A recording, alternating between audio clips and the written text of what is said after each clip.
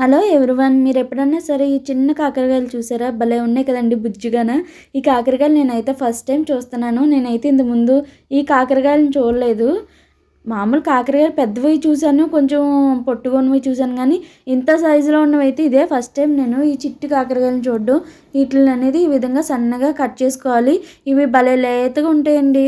ఇవి వెల్లుల్లిపాయ కారం చేసుకుంటే భలే ఉంటుంది, కాకపోతే చాలా తక్కువ అవుతుంది, కొంచెం అవుతుంది. కూర అయితే మనకి కనిపిస్తుంది, ఎల్లుల్లిపాయల కారం అయితే అస్సలు కనిపించదు. ఇంత అవుతుందండి, మనం ఎన్ని తీసుకున్నా సరే చాలా తక్కువ అవుతుంది.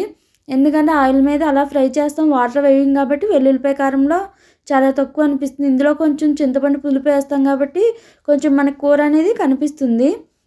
వీటిని ఇలా సన్నగా కట్ చేసుకున్న తర్వాత ఉప్పు నీటిలో వేసుకొని పక్కన పెట్టుకోవాలి. ఈ విధంగా ఆనియన్స్ కట్ చేసుకోవాలి, అలాగే చింతపండు నానబెట్టుకోవాలి, కరివేపాకు కూడా కట్ చేసి పక్కన పెట్టుకోండి.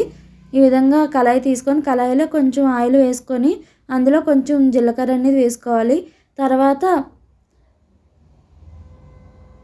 ఉల్లిపాయలు అనేది వేసుకోవాలి. తర్వాత మనం ఇలాగ కొంచెం కరివేపాకు కూడా వేసుకొని పచ్చిమిరపకాయలు వేసుకొని బాగా ఫ్రై అవనివ్వండి. ఫ్రై అయిన తర్వాత మనం ఆల్రెడీ ఉప్పు నీటిలో పెట్టుకున్నాం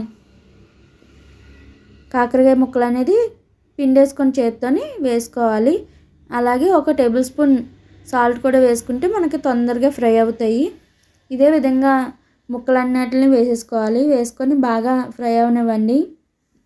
ఆయిల్లో బాగా గోల్డెన్ బ్రౌన్ కలర్ వచ్చేంత వరకు ఫ్రై అవనివ్వండి.